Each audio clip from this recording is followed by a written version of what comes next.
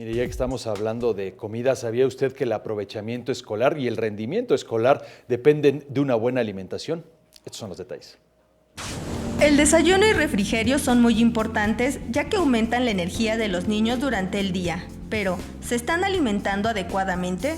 El refrigerio tiene que ser mucho menor al desayuno. Y en la actualidad, en muchas familias, es al revés. El desayuno es muy ligero, me tomo un vaso con leche y me llevo todo a la escuela. Y es que de acuerdo a la encuesta del Gabinete de Comunicación Estratégica, 61 de cada 100 niños llevan refrigerio a la escuela, en tanto que 26 de cada centenar lleva dinero para gastar en el receso. Por lo que es necesario concientizar a los padres de familia que estos patrones de alimentación están asociados al sobrepeso en los niños, ocasionándoles enfermedades cardiovasculares.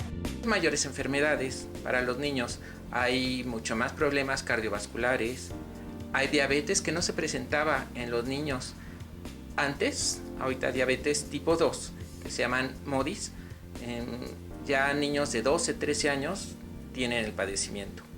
Problemas de articulaciones, de huesos, osteoartritis, que no se pueden mover, que empiezan a tener deformaciones por sobrepeso.